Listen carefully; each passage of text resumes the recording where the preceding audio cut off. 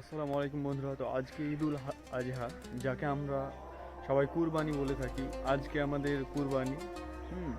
So এটা আমাদের একটা খুবই আনন্দের দিন। সো আজকের ব্লগটি অনেক মজা হবে, ব্লগটি দেখতে থাকো, অনেক ইন্টারেস্টিং হবে শেষ পর্যন্ত।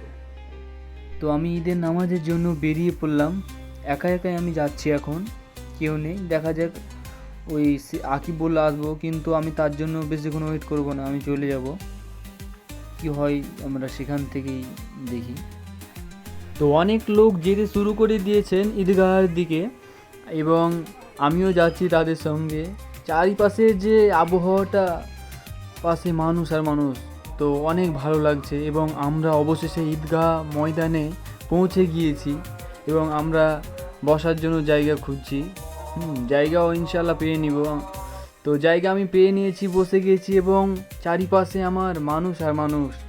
একটা সুন্দর বেশে, একটা মানে স্বাচ্ছন্দ্যময় পোশাক পরে মনের দিক থেকে অনেক শান্তি পাচ্ছি। এবং আমরা সবাই মিলে আল্লাহ তাআলার নামে তাসবিহ পাঠ করছি। সো খুবই সুন্দর এবং খুবই একটি ভালো মুহূর্ত। আমরা কাতার ঠিক করানোর জন্য আমরা দাঁড় হয়েছি। আমরা সবাই মিলে এখন কাতারগুলো ঠিক করে নেব, যাতে করে আমাদের নামাজের সময়টা অপচয় না হয়। তাই আমরা আগে থেকেই এই কাতার ঠিক করা মেনটেন করি। তো সাগর টাকা তুলছে, দেখো। হ্যাঁ, টাকা তুলছে ও, এখানকার ভলেন্টিয়ার হয়েছে।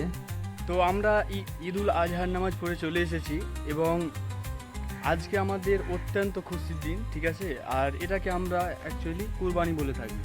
তো কুরবানিটা কেন, কি কারণে হয়েছিল, এটা একটা স্টোরি যদি বলি, তো ইব্রাহিম আলাইহিস সালামকে আল্লাহ তাআলা স্বপ্নের মাধ্যমে দেখায় যে একজনকে জবাই করতে হবে। পরস্পর 3 দিন স্বপ্নতে দেখায়, এবং যেটা দেখিয়েছিল যে তার পুত্র ইসমাইলকে সে জবাই করছে।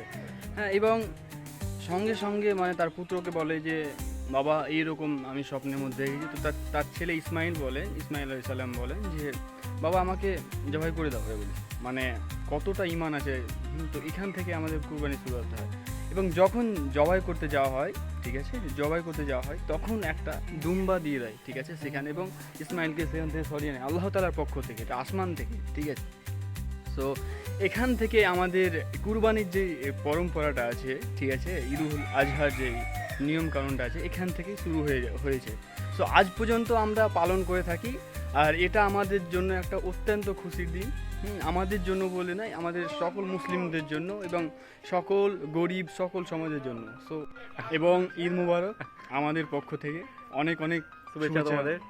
ভালো করে কাটাও দিন, গাড়ি বেশি জোরে চালিয়ে না, যে তোমাদের একদম আর পরিবেশটা সুখের দিনে যেন কোনো দুঃখ নেমে একদম ঠিক। সো তোমরা লিমিটের মতো হয়েছে, নিজে ভালো থাকো, অপরকেও ভালো থাকো। তো আজকের মতন এখান থেকেই পরবর্তী ভিডিওতে আবার দেখা হবে। আসসালামু আলাইকুম।